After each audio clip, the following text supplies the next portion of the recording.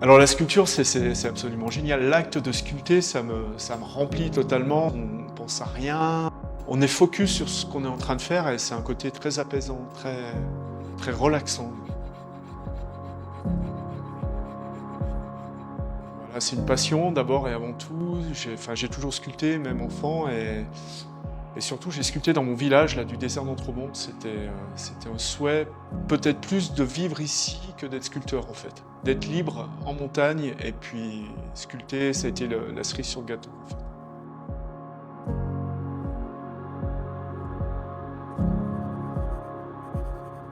Alors ma manière de procéder, elle est toujours un petit peu la même. En fait, je dessine plus que je sculpte.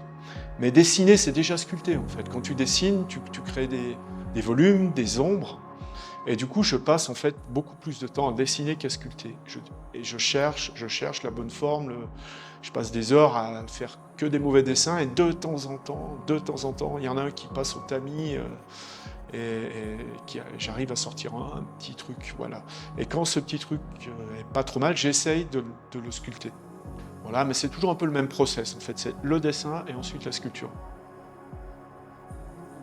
Alors parmi toutes les techniques de sculpture, je vais en utiliser à 90% des techniques très traditionnelles de sculpteur ou menuisier, notamment des vieilles techniques comme le sabloir, le fait d'imprimer le bois en fait avec un outil métallique. Après, il y a des techniques qui me sont propres, des patines à l'encre de Chine, des gravures, mélanger un petit peu le dessin et la sculpture sur une pièce.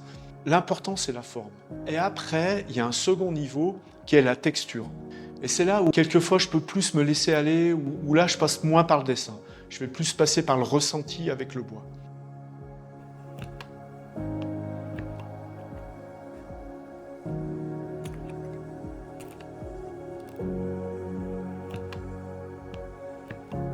Alors mes sources d'inspiration sont multiples et je pense, pour être très honnête, que ma première source d'inspiration, c'est tous les sculpteurs, les anciens, les nouveaux, les copains sculpteurs, les copains designers, mais tous les artistes contemporains m'inspirent beaucoup. Il y a tellement de gens qui font des choses extraordinaires, il suffit d'ouvrir les yeux. Après, je passe énormément de temps en montagne, quand je suis pas à l'atelier, et la nature, là, j'invente rien. Pareil, il faut juste ouvrir les yeux.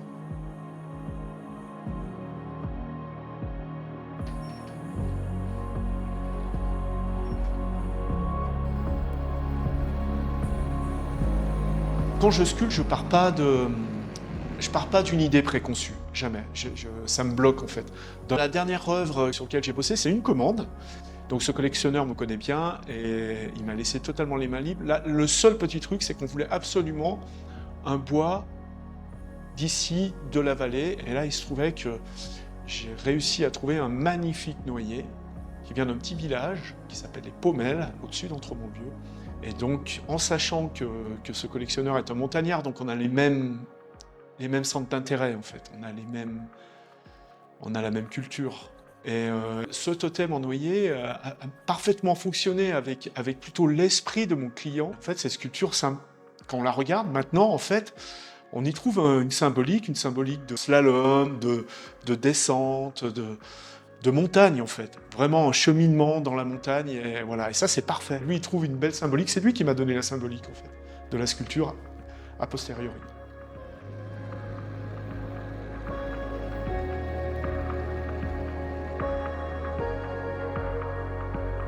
Alors moi, ce qui me fait kiffer, c'est tout ça, c'est ce rapport avec les amateurs, les collectionneurs.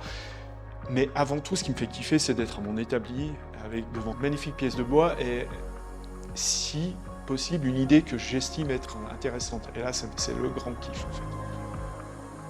Et puis surtout, de faire ça ici, dans mon village, dans mon atelier, voilà. Ça, c'est tout le sens de ma vie, et c'est tout ce pourquoi je suis debout.